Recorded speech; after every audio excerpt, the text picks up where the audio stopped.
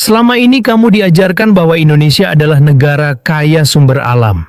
Minyak, gas, batu bara, nikel, emas. Kamu hafal itu sejak kelas 6 SD. Tapi ada setengah cerita yang tidak pernah masuk ke dalam buku pelajaran itu. Dan setengah cerita itulah yang akan kita bongkar hari ini. Satu angka dulu. Angka ini nyata, bisa kamu cek sendiri, tapi hampir tidak pernah muncul di berita utama nasional. Kalimantan Timur, provinsi yang kini menjadi lokasi IKN Nusantara, menyumbang sekitar 17% dari total produksi minyak mentah nasional Indonesia setiap tahunnya. 17% dari satu provinsi, satu wilayah, satu hamparan bumi yang kini sedang dibangun menjadi ibu kota paling ambisius di Asia Tenggara. Tapi bukan angka itu yang akan membuat kamu berhenti sejenak. Yang akan membuat kamu berhenti adalah angka ini. Meski duduk di atas kekayaan minyak sebesar itu, Indeks Pembangunan Manusia Kalimantan Timur hanya berada di peringkat ke-7 secara nasional dari 38 provinsi di Indonesia. Ke-7, bukan pertama, bukan kedua, ke-7. Dalam ukuran kualitas hidup nyata, kesehatan, pendidikan, pendapatan, provinsi terkaya dalam hal minyak ini kalah dari provinsi-provinsi lain yang tidak punya setetes pun minyak di bawah tanahnya. Itu bukan kebetulan, itu adalah pola. Dan memahami pola itu adalah alasan kamu harus menyelesaikan video ini sampai detik terakhir. Sebelum kita masuk lebih jauh, saya ingin tanya satu hal kepada kamu secara langsung. Kalau kamu sudah lama mengikuti isu IKN, baik yang pro maupun yang kritis, tanyakan pada dirimu sendiri. Apakah kamu benar-benar tahu apa yang ada di bawah tanah Kalimantan Timur itu?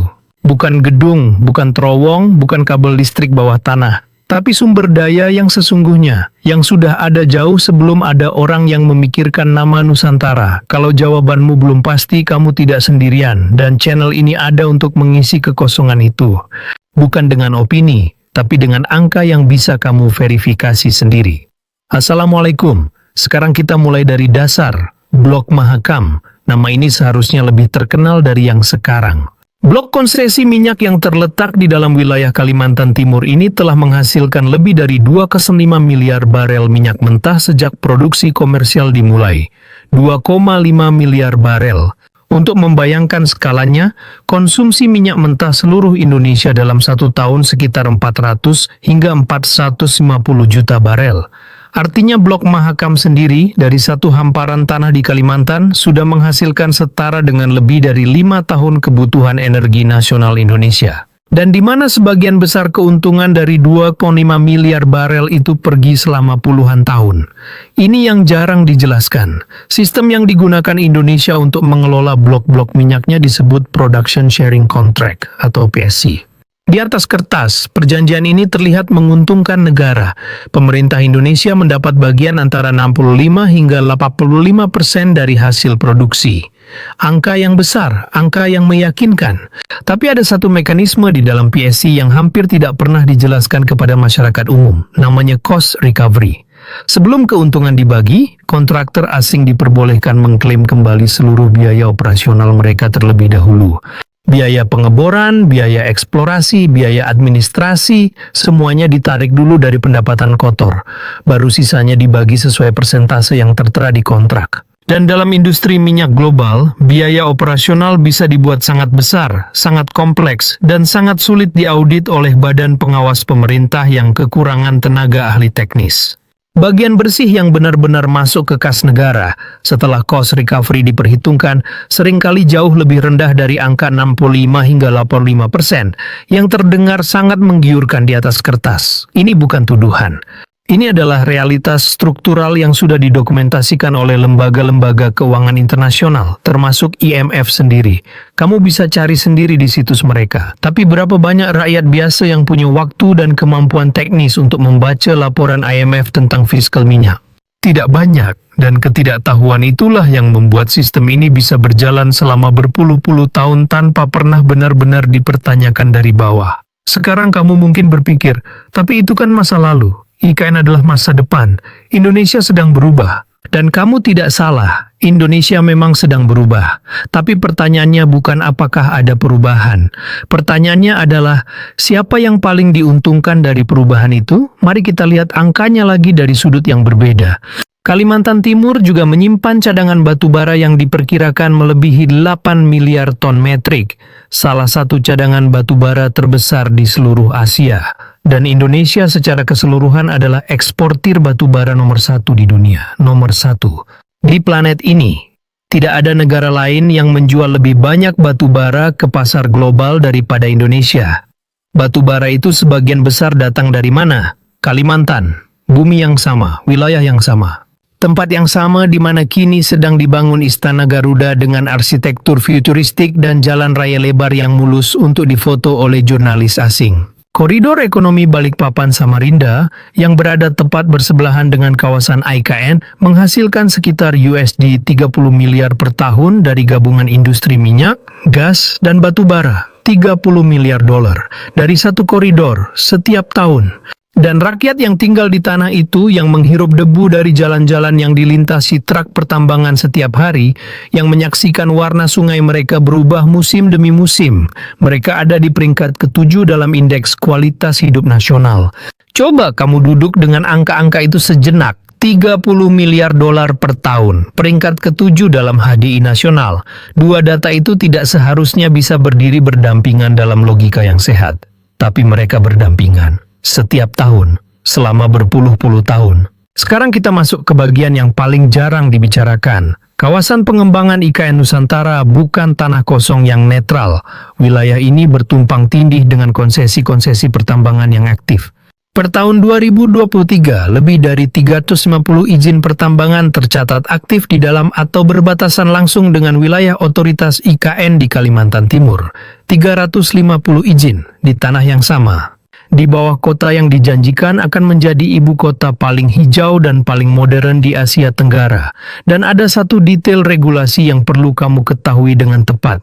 Otoritas IKN telah mengumumkan kebijakan bahwa tidak akan ada ekstraksi bahan bakar fosil baru di dalam kawasan KIPP, yaitu kawasan inti pusat pemerintahan IKN. Kebijakan itu nyata, dan itu kabar baik. Tapi kebijakan itu tidak berlaku untuk zona pengaruh IKN yang lebih luas. Di luar batas KIPP, kegiatan pertambangan batu bara dan ekstraksi minyak tetap berlangsung secara legal. Artinya kota hijau itu ada.